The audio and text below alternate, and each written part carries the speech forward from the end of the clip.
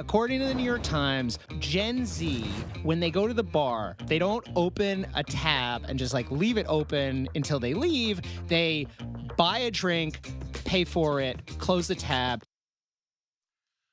Welcome back. We love podcasts here. For those of you familiar with the takeout, you know podcasts are kind of our source code. And we also like a little bit of cross-podcast pollination. What you just saw, that was from Bloomberg's Everybody's Business podcast. As you heard, Gen Z, to be specific, those born between 1997 and 2012, as you heard, don't like to open a bar tab when they drink with their friends. We wanted to learn why. So we traveled to a bar in College Park, Maryland, home of the University of Maryland, and sat down with Michael McMillan, professor of business there. At first, I was a little bit disturbed by that, but I was also heartened by it. Why? Because it means that Gen Z is concerned about how much money they are spending when they go out. One of the things we talk about when it comes to budgeting is you can go out, you can spend money, you can shop. The purpose of a budget is to control how much you're spending when you do go out. And that's why I think many Gen Zers are not opening a bar tab.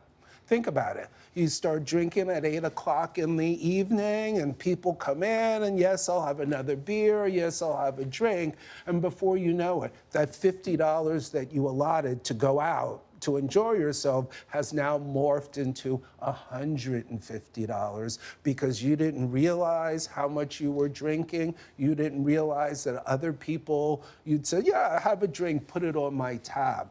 So by opening a bar tab or just buying drinks by drinks, you were keeping track of how much you're spending. And I think that's a good thing. Is it also part of their own familiarity with individualized transactions? Meaning they can do it on their phone and that's how they buy almost everything else, and that familiarity is now a pattern.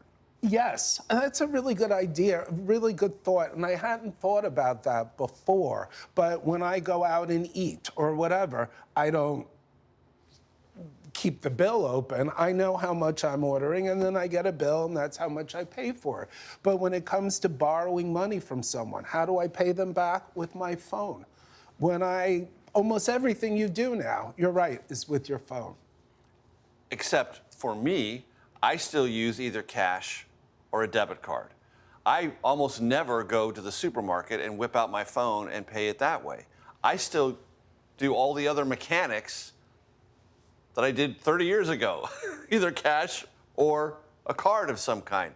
But Gen Z, they are completely ingrained in the phone transactional world. And also with no touch of money whatsoever. There's kind of an allergy among Gen Zers in that space. Yes, you know what amazed me is after COVID, there were stores that said, we are short on change, or we are short. And I'm thinking, who pays with money anymore? Don't you just use a credit card or whatever? Yes, yeah, very much so. Who writes a check? I still keep a fair amount of cash in my pocket.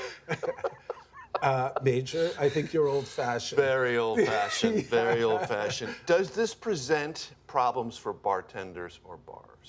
I think it does, because rather than keep having one transaction over an evening with one customer, you may have 5 separate transactions with that same customer over an evening. So I think it is a problem for bartenders because you're constantly opening up a bill, closing it, opening up, closing, rather than just doing it once in the evening. And I've read there's a transaction fee that establishments have to pay for the use of a credit card. Exactly, exactly. Every transaction, it's 3%, 5%, whatever they're charging. So that comes out of their bottom line every time there's a transaction. It may come out of their bottom line, but what I've also found... Or it gets passed on to the customer. Exactly. Many businesses now, when you go in, they'll say, we will charge you an additional 3% or 1% if you choose to use your credit card.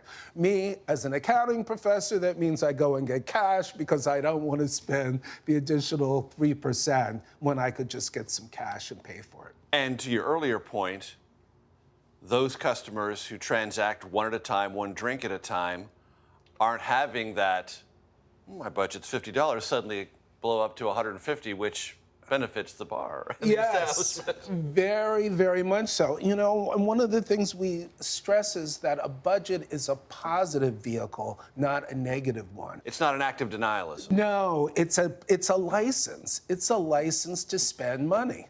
This is how much money you can go and blow and do whatever you want to do. So again, $50 I can go out and spend. But I don't want to get a bill at the end of the evening of $150, $175 because now I've blown my budget.